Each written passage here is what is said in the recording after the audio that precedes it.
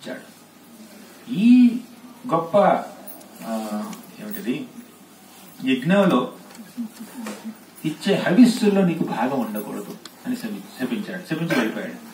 అంటే అంత ఘోరంగా నిందించిన, పబ్లిక్ లో నిందించిన, అక్కడ వేల కొలది మహర్షులు, బ్రహ్మర్షులు, రాజర్షులు, దేవర్షులు, తపస్సంపన్నులు చాలా మంది ఉన్నా కూడా వాళ్ళందరి ముందు దక్షుడు తిట్టి, విమర్శించి, నిందించి, శపించాడు. అయినా కూడా శివుడు ఒక్క మాట మాట్లాడలేదండి. ఎంతో సహనం, అంత ఓర్పు. అటువంటి శివుడు భృగు మహర్షి 2 మాటలంటే చంపడానికి ముందుకొచ్చాడు త్రిశూలం పట్టుకుని. ఏమన్నా మ్యాచింగ్ ఉందా? సింక్ ఉందా? ఈ ప్రవర్తనకి ఈ ప్రవర్తనకి కొంచెం మ్యాచింగ్ అవ్వట్లేదు. ఇప్పుడు చెప్పండి, నేను చెప్పను దీనికి సమాధానం. శివుడు భృగు మహర్షి ముందు ఎందుకు అలా ప్రవర్తించాడు చెప్పండి.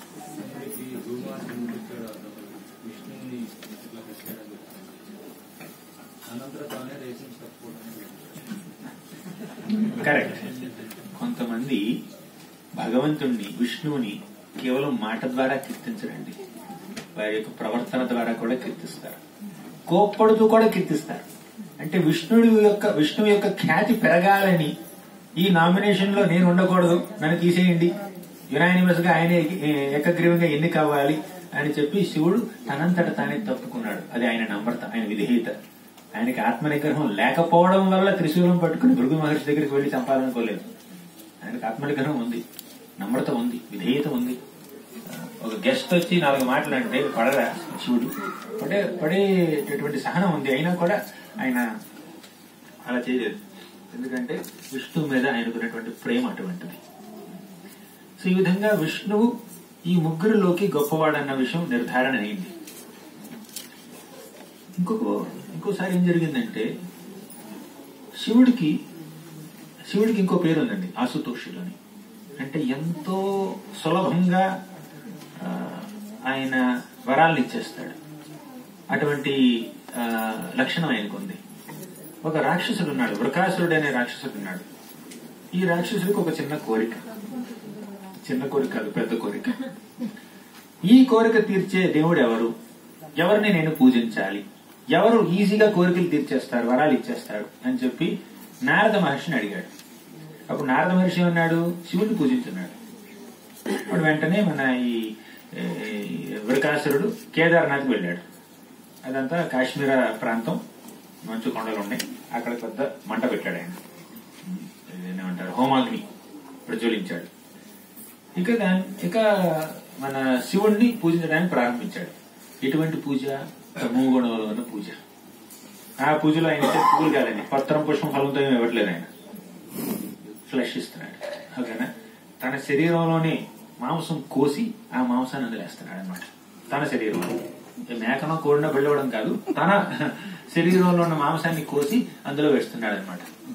అలా 6 రోజులు ఘోర తపస్సు చేశాడు. ఆయన్ని మెప్పించడానికి ప్రయత్నించాడు, కానీ శివుడు ప్రత్యక్షం అవ్వలేదు. ఇక 7వ రోజు ఆయనకి చాలా ఫ్రస్ట్రేషన్ వచ్చేసింది. 7వ రోజు ఏమనుకున్నాడంటే, ఇంకా నేను వెయిట్ చేయలేను, నా శరీరంలో ఎంతో మాంసాన్ని ఆయనకి ఒక నివేదనగా నేను అర్పించాను ఈ మంటల్లోకి, అయినా ప్రత్యక్షం అవ్వట్లేదు శివుడు. ఏదో దయామయుడని, అసుతోషుడని నారదుడు ఎంతో కొనియాడాడు, కానీ ఇక్కడ ఏం జరగట్లేదు అని చెప్పి ఫ్రస్ట్రేషన్ వచ్చి, ఈసారి నేను ఈ మంటల్లో వేసేది నా మాంసపు ముక్క కాదు, నా తల వేస్తానని చెప్పి తల నరుక్కోవడానికి ఇలా తీసాడనమాట. ఓకేనా? అప్పుడు వెంటనే ఈ శివుడు ఈ హోమాగ్ని నుంచి ప్రత్యక్షమయ్యి ఏమన్నాడంటే, stop this nonsense, what do you want? ఆపు, ఈ దురాగతం ఆపు, నువ్వు తల నరుక్కోవాల్సిన అవసరం లేదు, అది నా కోసం, చెప్పు నీకేం కావాలి, ఏం కావాలి చెప్పు అన్నాడు. అప్పుడు సురకాసుడు తన కోరికను బయటపెట్టాడు. అంటే శివుడు ఇష్టంతో ఇవ్వలేదండి ఈ వరం, ఇక విధిలేకి ఇచ్చాడు. తన కోసం, తన నుంచి వరాలు పొందడం కోసం ఎవరో ప్రాణాలు తీసుకుంటున్నారు అని చూడలేక ఒక దయతో ఆయన సరే చెప్పి ఏం కావాలని అడిగాడు అంతే. ఇప్పుడు ఈ రాక్షసుడు ఏమన్నాడు, నేను ఎవరి తల మీదైనా నా చెయ్యి పెడితే వాళ్ళు వెంటనే చచ్చిపోవాలన్నాడు. ఇదా నీకు కావాల్సిన ఈ వరం కోసం నువ్వు ఇంత ఘోర తపస్సు చేశావా 10 రోజుల నుంచి? ఈ వరం ఎవడో నాకు ఇష్టం లేదు, కానీ ప్రామిస్ చేశాను కాబట్టి ఇవ్వాలి అని చెప్పి ఇచ్చేశాడు. తథాస్తు అన్నాడు. శివుడు ఇలా తథాస్తు అన్నాడు. మన ప్రకాశుడు చేయాలి. ఎందుకు శివుడిని ఎత్తుమని పెట్టడం? నేను శివుడిని చెప్పాలి. ఎందుకు చెప్పాలి? పార్వతీదేవిని తీసుకోవాలి. అది వాడి యొక్క మనస్సు. అలా తమో గుణంలో ఉన్న వాళ్ళు అటువంటి కోరికలు కోరుతూ ఉంటారు. వరాలిచ్చిన దేవుణ్ణే చంపాలనుకున్నాడు. చంపి ఆ దేవుడి యొక్క భార్యని కచేయాలనుకున్నాడు ఈ ప్రకాశుడు. శివుడు పరిగెత్తాడు. దానిచ్చిన వరం ఖచ్చితంగా పనిచేస్తుంది కానీ పరిగెత్తి పారిపోయాడు. ఎవరి దగ్గరికి వెళ్ళాడు? విష్ణువు దగ్గరికి వెళ్ళాడు. అప్పుడు విష్ణుమూర్తి ఏమన్నాడంటే, శివ నువ్వు ఇలాంటి వరాలు ఇచ్చేస్తూ ఉంటావు, చాలా చాలా దయామయుడివి, గుణాశంకరుడివి, అసుతోషుడివి, చాలా ఈజీగా మెప్పించేస్తారు రాక్షసులు కూడా నిన్ను. సరే నేను చూస్తాను ఏదో అని చెప్పి ఆయన ఒక చిన్న బ్రాహ్మణ బాలుడు రూపంలో ప్రత్యక్షమయ్యాడు. బ్రాహ్మణ బ్రహ్మచారిగా ముందుకు వచ్చాడు. వస్తే ఆయన యొక్క బ్రహ్మ తేజస్సు చూసి శివుడు మాత్రమే అట్రాక్ట్ అవ్వలేదు, మన వృకాసురుడు కూడా అట్రాక్ట్ అయిపోయాడు. వృకాసురుడు ఏమన్నాడంటే, ఎవరు నువ్వు అని అడిగాడు. ఈ బ్రాహ్మణ బ్రహ్మచారి ఏమన్నాడంటే, చాలా అలసిపోయినట్టున్నావు, బాగా పరిగెత్తావు, చెమటలు కారుతున్నాయి, కాస్త రెస్ట్ తీసుకో అని చెప్పి కొంచెం తన ప్రేమని ఆప్యాయతని చూపించాడు అనమాట. నాకు కొంచెం మన గురించి మాట్లాడితే, మన బాగోగులు తెలుసుకుంటే, మన యోగక్షేమాలు విచారిస్తే కొంచెం మనసు ద్రవించిపోతుంది అనమాట. అలా ఈ బ్రాహ్మణ బ్రహ్మచారి వచ్చి పలకరించగానే, కొంచెం కుశలం అడగగానే ఈ వృకాసురుడికి ఏమిటంటే నమ్మకం కలిగింది. ఈ బ్రాహ్మణ బ్రహ్మచారికి నా మీద కాస్త కుస్త ప్రేమ ఉంది, ఆప్యాయతుంది అన్నటువంటి ఒక చిన్న నమ్మకం కలిగి అలా కూర్చున్నాడు. థ్యాంక్ యూ వెరీ మచ్, నువ్వు నా సంగతి ఏమిటో నువ్వు చూస్తున్నా, అలసిపోయిన విషయం నువ్వు తెలుసుకున్నావు నువ్వు అని చెప్పి ఇక తన మనసంతా వ్యక్తపరిచాడు. నేను వృకాసురుణ్ణి, నేను మహారాక్షసుని, నాకు ఒక వరం కావాలి, వారం రోజులు తపస్సు చేశాను, శివుడు వచ్చాడు, నా గాయాలని మానిపాడు, వరం కూడా ఇచ్చాడు. ఇప్పుడు నా నెక్స్ట్ స్టెప్ ఏంటంటే శివుడిని చంపేసి నేను పార్వతీదేవిని తీసుకోవాలనుకుంటున్నాను. థ్యాంక్ యూ వెరీ మచ్, నువ్వు నా బాగోగులు చూసావు అని చెప్పి కొంచెం మనసు ఎమోషన్స్ ఆయన సాటిస్ఫై అయ్యి అనమాట. అప్పుడు ఈ బ్రాహ్మణ బ్రహ్మచారి అంటే విష్ణు ఏమన్నాడంటే, శివుడు వరం ఇచ్చాడా? ఖచ్చితంగా వర్క్ అవ్వదు, గ్యారెంటీ. చూడు, కావాలంటే నీ చెయ్యి నేను ఎత్తి మీద పెట్టుకుని చూడు, ఏమీ జరగదు, ఒక అగ్గిపోలో తీసినట్టు కూడా ఉండదు అని చెప్పి కొంచెం ఎష్యూరెన్స్ ఇచ్చాడు అనమాట. నిజంగానా? శివుడు వరం పనిచేయదా? నిజం పనిచేయదు. ఒకప్పుడు దక్షుడు చెప్పించాడు, చాలా జరిగినాయి, శివుడు వరాలు పనిచేయవు అని అన్నాడు. అని పనిచేస్తాయి. ఈ పిచ్చివాడు మన వృకాసురుడు శివుడు వరాలు పని చెయ్యవు అని ఎక్స్పెక్ట్ చేసి ఆ మాట నమ్మేసి నెత్తిమే చేయబెట్టుకున్నాడు, మోసం అయిపోయాడు. ఈ విధంగా విష్ణువు శివుడిని కాపాడాడు అనమాట. ఇలా అంటే ఎవరు గొప్ప అనేది కాదు విషయం. ఇక్కడ వీళ్ళందరూ సృష్టిని నడిపించడానికి వారి వారి పాత్రలను పోషిస్తున్నారు. శివుడు ధ్వంసం చేస్తాడు, విష్ణువు పోషిస్తాడు, బ్రహ్మ సృష్టిస్తాడు. అవునా? ఈ ముగ్గురిని గుణావతారాలు అంటారు. ఇంకా వేరే అవతారాలన్నీ వారి తర్వాత చెప్పుకుందాం మనం. కానీ ఈ ముగ్గురిని గుణావతారాలు అంటారు. ఈ గుణావతారాలన్నీ కృష్ణుడి నుంచి ఉద్భవించాయి. ఎలా అయితే పురుషావతారాలు ఆయన నుంచి వచ్చాయో అలాగే గుణావతారాలు కూడా ఆయన నుంచే వచ్చాయి. తర్వాత ఇక యుగావతారాలు ఉన్నాయి. సంభవామి యుగే యుగ అన్నాడు, క్లియర్ గా అన్నాడు భగవద్గీతలో. యం బ్రహ్మ వరుణేంద్ర రుద్రమృత హస్తం మంచి దుర్గై స్తవై వేదై సాంగపదక్రమోపనిషదై గాయంతి యం సామగాః. అలా వేదాలన్నీ ఆయన్నే కీర్తిస్తున్నాయి. వేదాలన్నీ ఆయన నామాన్ని జపించమని మనకి ప్రిస్క్రైబ్ చేస్తున్నాయి. గొప్ప గొప్ప మహర్షులు, భక్తులు, ఫిలాసఫర్స్ వీళ్ళందరూ ఏమంటున్నారంటే, కృష్ణుడు చెప్పినటువంటి ఆ భగవద్గీతను పఠించు, అప్పుడు నువ్వు భగవద్ధామానికి చేరుకోగలవు అని కృష్ణుడు చెప్పినటువంటి ఆ గీతాశాస్త్రాన్ని రికమెండ్ చేస్తున్నారు. ఆయన దేవాదిదేవుడు అంటానికి ఎన్నో నిరూపణలు అనమాట. ఇప్పుడు శంకరాచార్యులు ఏమంటారంటే, శంకరాచార్యుడు ఎవరు? సాక్షాత్తు శివుడి యొక్క రూపం. ఆయన ఏమంటారంటే, ఏకం శాస్త్రం దేవకీ పుత్ర గీతం, ఏకో దేవో దేవకీ పుత్రస్య ఏవ, ఏకో మంత్రస్తస్య నామాని యాని, మంత్రాప్యేకం కర్మాప్యేకం తస్య దేవస్య సేవ, ఏకం శాస్త్రం దేవకీ పుత్ర గీతం. ఒకే శాస్త్రం, దేవకీ పుత్రుడు కృష్ణుడు చెప్పినటువంటి గీత చదువు చాలు అని శివుడు అంటున్నాడు ఇక్కడ. ఏకో మంత్రస్తస్య నామాని అని, ఒక మంత్రం చాలు, ఆయన యొక్క మంత్రాన్ని, కృష్ణ మంత్రాన్ని చెప్పించి చాలు.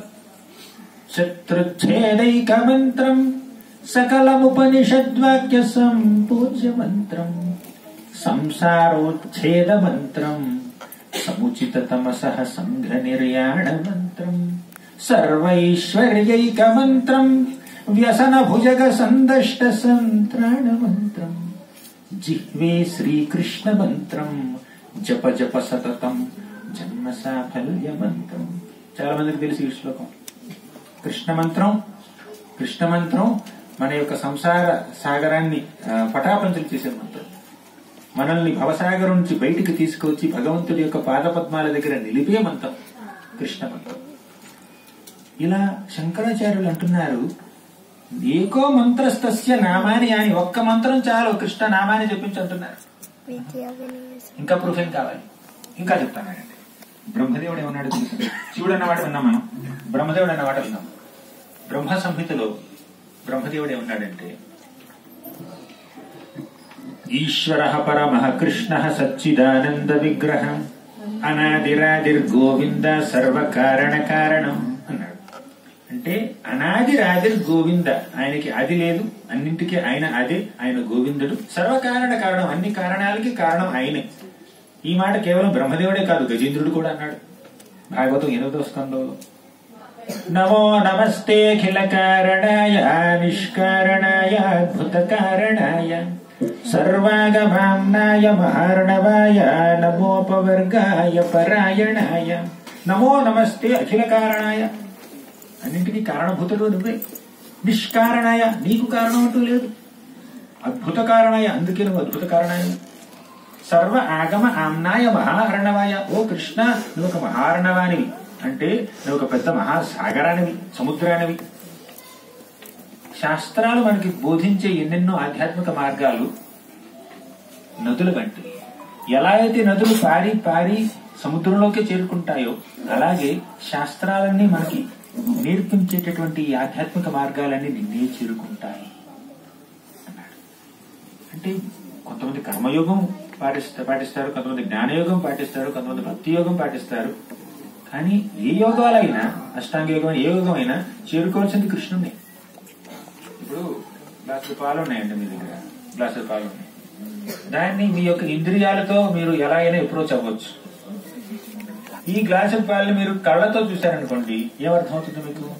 అదొక తెల్లటి పదార్థం అని అర్థమవుతుంది, అంతకన్నా ఎక్కువ అర్థం కాదు. చెవులతో విన్నారనుకోండి, అది A1 మిల్క్, A2 మిల్క్ అంటారు చూడండి, పాలలో ఉన్నటువంటి ఆ పోషక విలువలు ఏమిటి అవన్నీ అంతే అర్థమవుతుంది మీకు, అంతకన్నా ఎక్కువ అర్థం కాదు. చేతితో అంటుకున్నారనుకోండి, వేడిగా ఉన్నాయా, చల్లగా ఉన్నాయా, వెచ్చగా ఉన్నాయా, గోరువెచ్చగా ఉన్నాయా అంతే అర్థమవుతుంది, అంతకన్నా ఎక్కువ అర్థం కాదు. అదొక లిక్విడ్ అని కూడా తెలుస్తుంది. అవునా? అలాగే మీరు ముక్కుతో ఎప్పుడో చేయారనుకోండి, దాని సువాసన మాత్రం తెలుస్తుంది, అంతకన్నా ఎక్కువ అర్థం కాదు. అంతకన్నా దాని యొక్క ప్రాముఖ్యతని మీరు అర్థం చేసుకోలేరు, అవగతం చేసుకోలేరు. కానీ నోట్లో పోసుకున్నారనుకోండి, పాలని తాగారనుకోండి, అప్పుడు ఆ పాల యొక్క పూర్తి బెనిఫిట్ మీకు వస్తుంది. అవునా?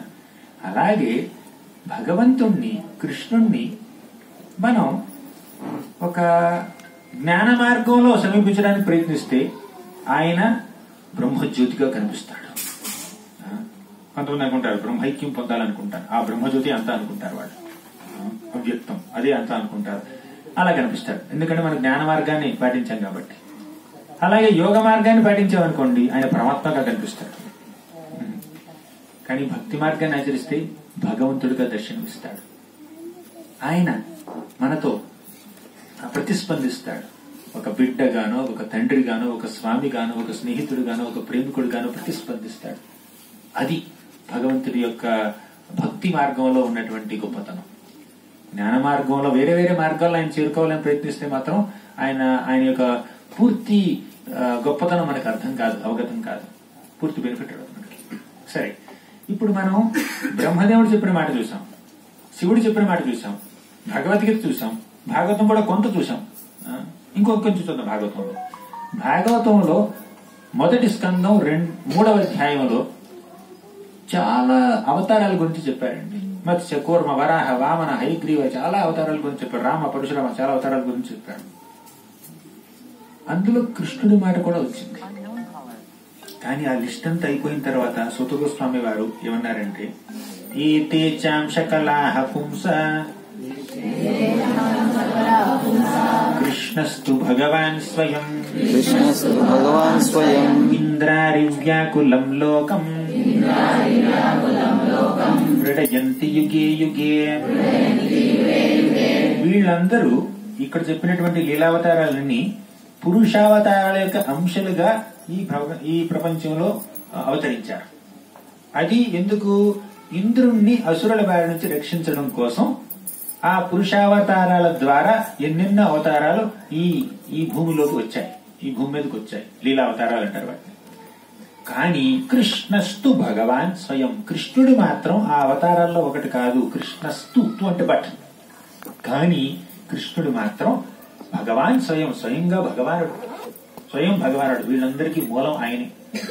ఎలా అయితే ఒక పెద్ద మహాసాగరం నుంచి గాని, ఒక పెద్ద జలాశయం నుంచి గాని, చిన్న చిన్న జలాశయాలు గాని, చిన్న కాలువలు గాని అలా బయటకు వస్తుంటాయో, అలాగే శ్రీకృష్ణుడు అనే ఈ గొప్ప మహాసముద్రం నుంచి చిన్న చిన్న అవతారాలు ఎన్నో వస్తూ ఉంటాయి.